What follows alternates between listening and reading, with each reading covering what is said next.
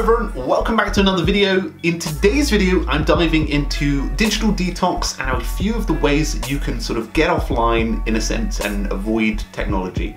So hopefully today's video will be useful. Let me know in the comments what you think and let's dive in. So of course we all know we are living in a pretty busy world these days. It's pretty manic and there's so many technologies around and screens around that it gets sometimes very freaky. So this video was actually recommended to me by Omni Patois in the Facebook group, so kudos to him for the shout out, and I managed to get around to doing this one. So hopefully by the end of this video we'll give you a few insights and a few ways to take digital stuff out of your daily routine. We talk about a lot of digital stuff on this channel, and of course we don't want to recommend necessarily a radical weekend away without technology, which does sound good, but we want to give you a few like routines and habits that you can implement without technology to help you de-stress and reduce any anxiety. So let's get started. Number one is taking a walk. Now this is a super simple one that you can do straight away.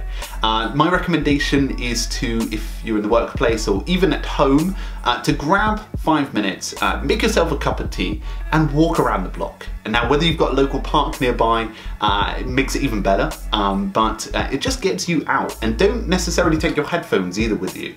Now I tend to do this probably like 2 or 3 times a week. I look a bit crazy with my cup of tea, but I'll walk around the block, around the park, the local one, and it will just give me a bit of time to pause and maybe keep away from my screen. Now I bring my keys with me, but maybe not my phone, just so I can get away from it for a while, and it just helps me to reconnect, not necessarily with nature because there's not much nature about, but with sort of like, just away from the screen. So the second tip would be to schedule in book time. Of course, scheduling includes a digital resource, but getting time to actually do and read for a bit is very, very important. So for example, if you have maybe an hour-long lunch, maybe cut it in half and take a bit of time out in the afternoon during your workplace to do 5-10 minutes of reading. This pause will give you so much back in a day, so maybe it's something you need to consider. Number 3 is related to sort of physical resources again. A physical journal or a notebook is quite a handy experience to have. Now personally, I have a really nice journal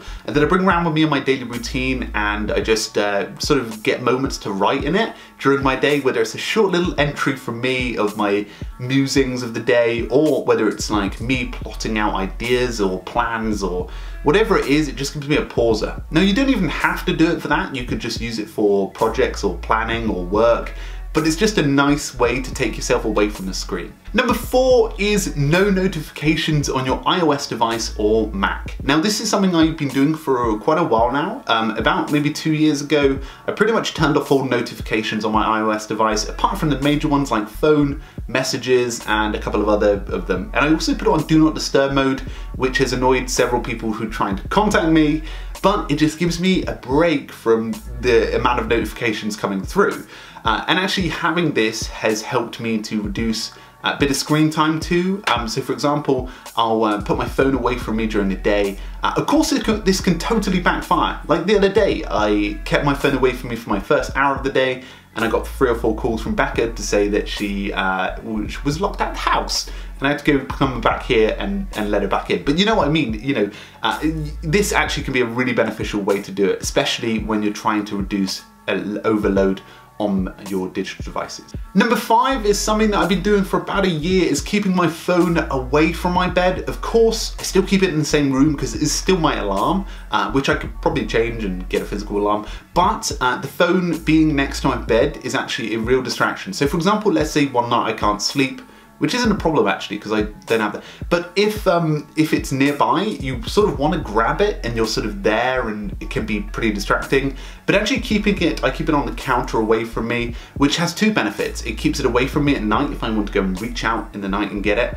And number 2, it actually allows me to get out of bed in the morning for my alarm, which is quite nice. So that's just a little bit of a tip, but sort of still includes a digital tool. Number 6 is no headphone walks. I started doing like 2 or 3 of these in a week. I love listening to music on the way to work and even podcasts. But of course, sometimes it's nice to just get away from that. So when I'm walking back or when I'm walking in, this could be great for commuters. I tend to just take out my headphones and put them in my pocket or bag, and it just gives me a bit of like nice walking experience. I can just enjoy things around me, like the traffic or you know, just things that are daily routine like. So it's just a nice little hack for you on your way home. Number 7 is improved or longer sleep. Now this is sort of like a micro thing. I've been adding like an extra hour to my sleep the last maybe month or so, and it's actually really had a lot of impact. Like I feel less tired, more energetic, and the quality of my tasks tend to be completed better.